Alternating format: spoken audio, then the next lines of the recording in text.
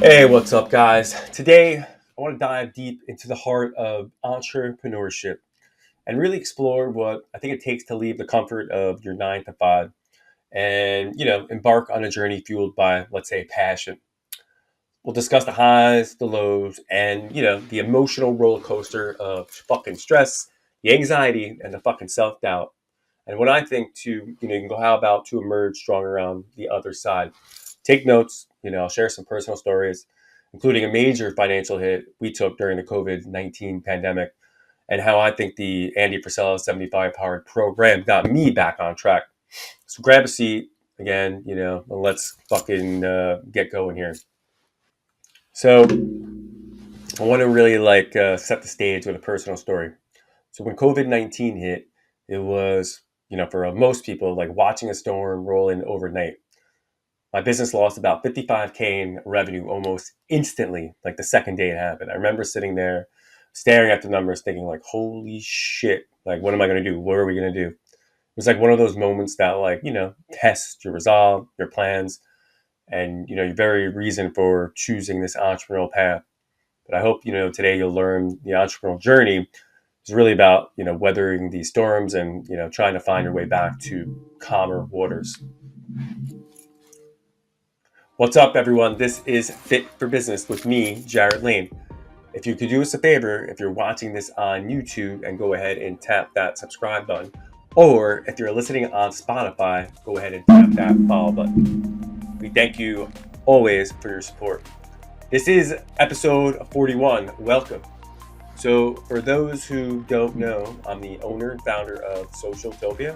We are a social media marketing agency based out of here in Monroe, New York, where I am sitting today. We've been in business. Next month will be our 7th year. Our agency primarily partners with fitness entrepreneurs and home service professionals. Those are our client avatars. We help these guys by elevating their brands and essentially hitting their revenue goals for the year, their marketing goals. So let's talk about the reality of entrepreneurship. So what the fuck does it take to be an entrepreneur? So let's pause on that. What does it take? You heard me mention, throughout this podcast, like 41 episodes, we all know the big names, right? I've talked about like Alex Hormozy, Gary Vaynerchuk, fucking Andy Frisella. Most of these are dudes, right? And I keep on naming them.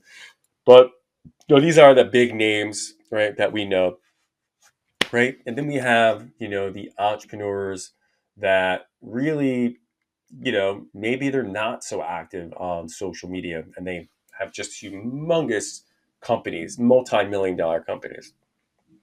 I firsthand know some people that are in that boat that have started something from nothing and have built it brick by brick. One of my piece of advice is for people listening or watching, and you've heard people say this time and time again, and maybe you may think it's like a nuance or it's kind of like brash, but it is true. When seeking advice, I think it's important when I'm seeking advice to take advice from somebody that is on a next level to where I want to get to, not somebody that is at the same level or below that level, if that makes sense, right? So, let's keep on peeling the layers back. Let's talk about the basics. Leaving your steady 9 to 5 job for a passion project. It's not just a career shift, it's really a lifestyle change, right? Demands grit, resilience, and a willingness to navigate the uncharted waters. Pros, you get to be your own boss. You set your own work schedule and you work on something hopefully you're truly passionate about. But the cons, oh, the cons. There are lots of cons. There are a lot of pros and there are a lot of cons. It's just the fact of the matter. It's a fact of life. And those cons include stress, anxiety, and a real roller coaster of self doubt. Now, for those of you, watching, listening, everybody has self doubt. Even the top cream of the crop people have fucking self doubt. Do never think otherwise. Human beings by nature have emotional shifts. Our emotions change like the seasons change: fall, summer, winter, and spring. And let me tell you, everybody's emotions transition differently, and there is an ebb and flow. So you might find yourself, I think, questioning your sanity, wondering if it's all worth it. I've been there, and sometimes I still am there. One of the biggest challenges is really, I think, managing your mental health. Stress is a constant companion. And if you're not careful, it can really spiral into anxiety and self doubt. So, it's really going to take some inner strength to keep going when the going gets tough. And let's face it, if you're fortunate, you can have a good support system, whether that's, a spouse, a friend, a cousin, a mom, a dad, having somebody by your side that believes in you, listens to you, gets you, that helps. And when you don't have that, I think that's really a good opportunity for you to maybe dig deep and find your way through what you're going through, whether that's listening to your favorite podcast or finding a podcast or a YouTube channel to help you get through those tough times. I'm going to rewind back to days a lot of people want to talk about back in 2020 as the pandemic took hold. Our company faced, for me, which at the time was a lot of revenue, it was a significant amount of revenue, which still is $55,000 in revenue. It was like a big client. It was like kind of being caught in a riptide with no rescue in sight, let's say. Panic set in, and every day was, a battle against fear and uncertainty, right? I had to make tough decisions. I had to cut costs and scramble to find new opportunities. I'd say there was days when the weight of the anxiety was really crushing, and the self-doubt was constant whisper in my ear. But I didn't give up. I couldn't give up. The journey was tough. It still is tough, but it's also a powerful teacher, to say the least. How do you like? How does one cope? With these things that are going on. If you're on that entrepreneurial journey, or you're an entrepreneur, you're working for an entrepreneur, a Fortune 100, Fortune 500 company, or maybe you're just coping with stress overall in general on a daily basis.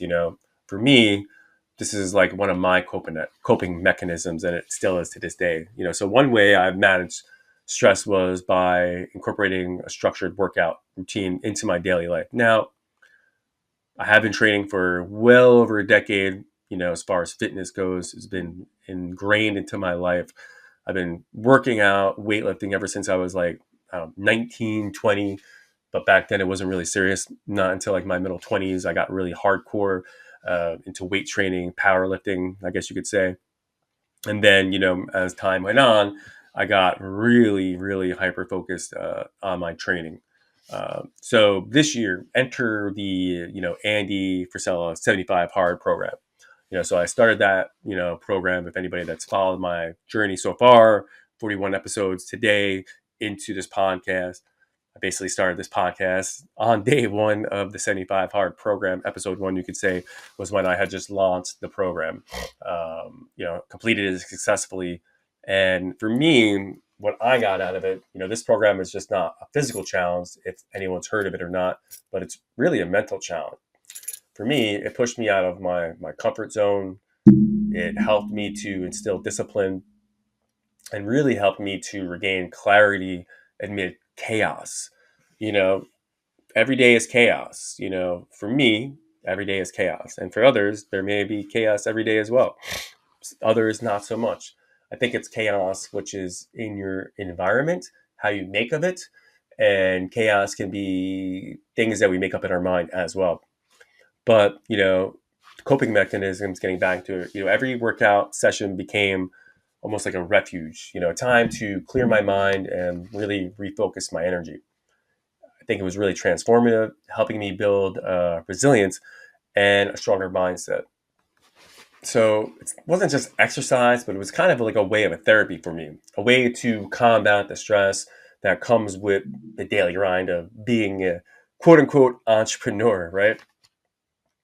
So, some lessons learned, I'd say looking back, there are probably several lessons I've learned along my journey.